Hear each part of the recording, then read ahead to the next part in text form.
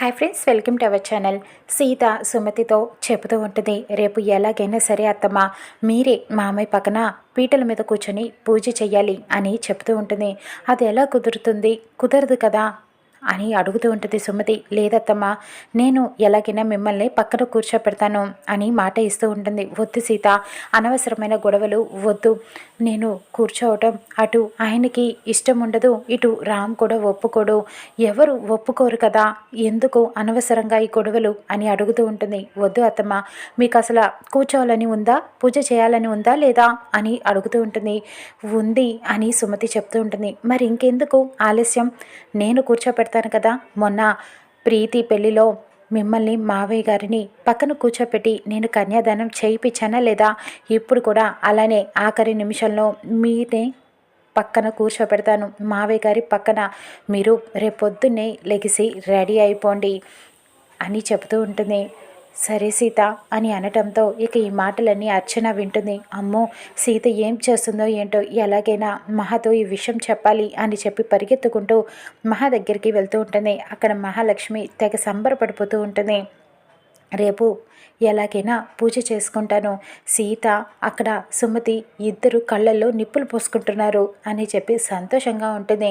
అర్చన వెళ్ళి మహా మహా అని చెప్పి పిలుస్తూ ఉంటుంది. అర్చన, ఎంత మంచి ఐడియా ఇచ్చావో తెలుసా నువ్వు అంటూ అర్చనని పట్టుకొని గిరగిరా తిప్పేస్తూ ఉంటుంది. అది కాదు మహా, ముందు నేను చెప్పేది విను.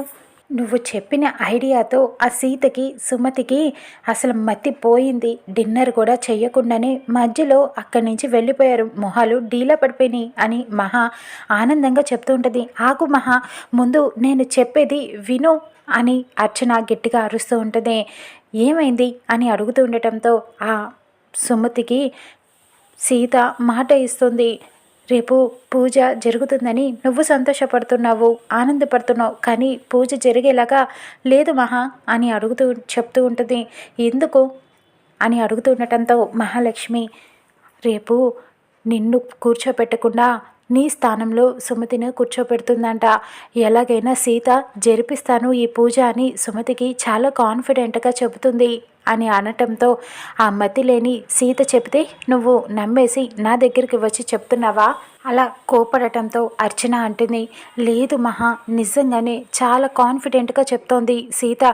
ఏదో మైండ్ గేమ్ ఆడుతోంది అనిపిస్తోంది నాకు.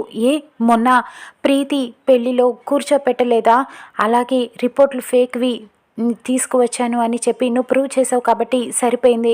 లేకపోతే వాళ్ళిద్దరేగా కన్యాదానం చేసింది, నువ్వు చేయలేదుగా. ఇప్పుడు కూడా అలానే లాస్ట్ మినిట్లో ఏదో ఒకటి చేస్తుంది అని చెప్తూ ఉంటుంది. దాని మొహం, మొన్నంటే ఏదో అలాగా జరిగిపోయింది, కానీ ఇప్పుడు అలా కుదరదు. ఎందుకంటే సుమతిని తీసుకువచ్చి జనా పక్కన కూర్చోపెడితే నేను ఊరుకుంటానా? ఆయన ఒప్పుకోరు, ఇటు రామ్ కూడా ఒప్పుకోడు కదా, ఎవరు ఒప్పుకోరు. అలాంటప్పుడు ఎలా జరుగుతుంది?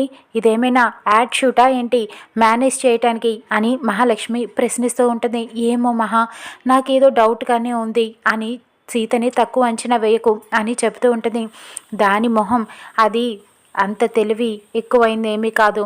నువ్వు లైట్ తీసుకో, సీత మాటలని పట్టించుకోకు. ఏదో సుమతి ఏడుపు చూడలేక అలా చెప్పి ఓదార్చి ఉంటుంది, అంతే అని మహాలక్ష్మి చెప్తూ ఉంటుంది.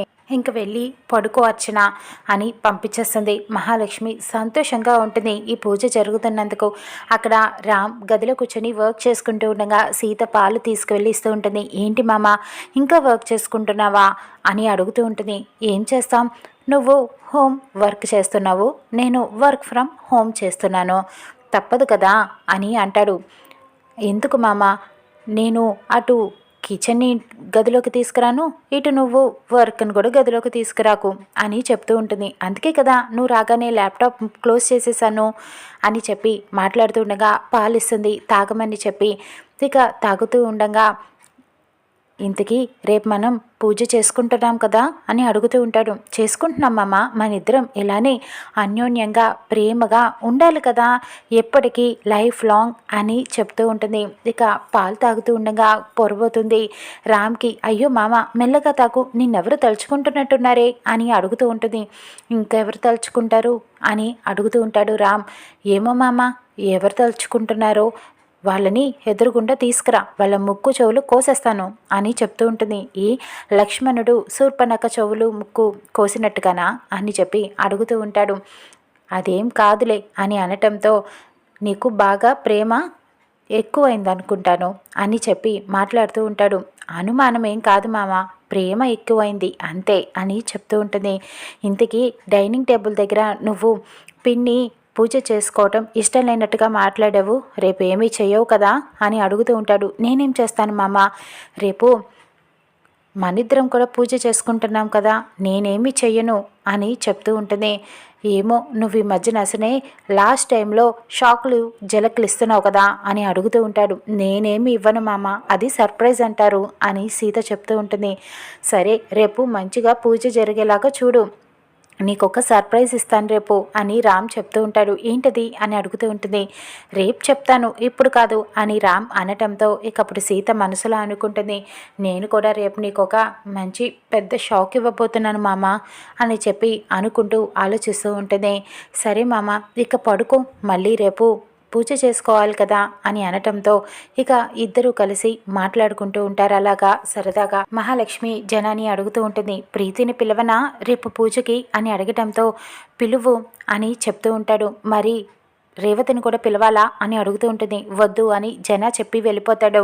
ఇక ప్రీతికి ఫోన్ చేసి రేపు ఇలాగా పూజ చేసుకుంటున్నాం, నువ్వు ఒక్కదానివే రా, మళ్ళీ మీ అత్త మామల్ని మీ ఆయన్ని తీసుకురాకు, మళ్ళీ ఆ విద్యాదేవితో ఏదైనా గొడవ అవుతుంది అని చెప్తుంది. ఇక ప్రీతి కూడా రావడానికి రెడీ అవుతూ ఉంటుంది.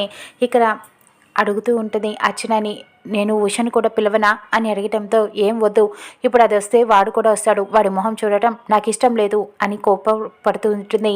ఎన్నాళ్ళు కోపం, నేను ప్రీతిని క్షమించాను, నువ్వు కూడా ఉషని క్షమించేయచ్చు కదా అని మహాలక్ష్మి అడుగుతూ ఉంటుంది.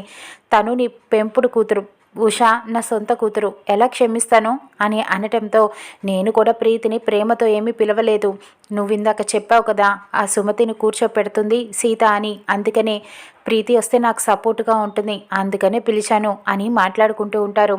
ఇక తెల్లవారాక అందరూ రెడీ అవుతారు పూజకి. రామ్ జన ఇద్దరు పంచె కట్టుకొని చాలా ట్రెడిషనల్గా రెడీ అయ్యి పూజకి వస్తారు. వాళ్ళని చూసి అందరూ మురిసిపోతూ ఉంటారు.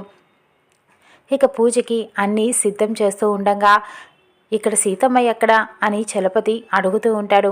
అక్కడ ప్రీతి కూడా వస్తుంది ఇంటికి. ప్రీతిని చూసి సంతోషపడుతూ ఉంటారు. రామ్ పలకరిస్తాడు. పిన్ని ఎక్కడా అని చెప్పి అడగటంతో సీత బయటికి వెళ్తుంది. ప్రీతి మహాలక్ష్మి దగ్గరికి వెళ్ళి మాట్లాడుతూ ఉంటుంది. ఎలాగైనా నువ్వు నాకు సపోర్టుగా ఉండాలి ప్రీతి అని చెప్తూ ఉంటుంది. ఎలాగైనా సీత ఆ విద్యాదేవిని కూర్చోబెడదాం అనుకుంటుంది, కానీ గెలవకూడదు సీత, నువ్వు నాతోనే నాకు సపోర్టుగా ఉండాలి అని మహాలక్ష్మి మాట తీసుకుంటూ ఉంటుంది. అదెలా కుదురుతుంది, నా పెళ్ళిలో జరిగిందంతా సీత వదిన చేసింది నాకు బాగా గుర్తు ఉంది, ఆ మోసాన్ని నేను భరించలేను, ఇప్పుడు నీ విషయంలో కూడా ఇలానే చేస్తే నేను అస్సలు ఊరుకునేదే లేదు పిన్ని అని అంటుంది. ఇక అప్పుడు అర్చన అయితే మనం ముగ్గురం ఒకటిగా ఉందాం, సీతని ఓడిద్దాము అని ముగ్గురు మాట్లాడుకుంటూ ఉంటారు. ఇక్కడ రేవతి కూడా ఇంటికి వస్తుంది. సాంబన్న, అయ్యో అమ్మ మీరు వచ్చారు, ఉద్యోగం నుంచి నన్ను మహాలక్ష్మి మేడం పీకేస్తారేమో మిమ్మల్ని లోపలికి పంపిస్తున్నందుకు అని భయపడుతూ చెప్తాడు. సీత వచ్చి, మీకు మహాలక్ష్మి మేడం పెద్దమ్మ అయితే నేను చిన్నమ్మని, నేను ఫోన్ చేస్తేనే రేవతి పిన్ని వచ్చింది, రా పిన్ని అని చెప్పి ఇద్దరు లాన్లో మాట్లాడుకుంటూ ఉంటారు. నేను విన్నదంతా నిజమేనా అని రేవతి అడుగుతూ ఉంటుంది. నిజంగానే ఆమె సుమతి అత్తమ్మే, నిజం పిన్ని, నిజం నమ్ము అని జరిగింది మొత్తం చెబుతూ ఉంటుంది. ఇకప్పుడు రేవతి ఆశ్చర్యపోతుంది. నువ్వు నాకు సపోర్ట్గా ఉండాలి, మాట సాయం చేయాలి పిన్ని అని అడుగుతూ ఉంటుంది. ఖచ్చితంగా చేస్తాను అని అనటంతో ఏం చేయాలని అడుగుతూ ఉంటుంది. నేను చెప్తాను కదా పిన్ని, నువ్వు ముందు లోపలికి రా, నేను చెయ్యమన్నప్పుడు నాకు ఆ మాట సాయం చెయ్యి, పీటల మీద మావి పక్కన సుమతి అత్తమ్మని కూర్చోపెడతాను అని కొత్త ప్లాన్ని చెప్తూ ఉంటుంది. ఇక సీత ఏం చేస్తుందో, సుమతిని జన పక్కన ఎలా కూర్చోపెడుతుందో రానున్న ఎపిసోడ్లో చూద్దాం.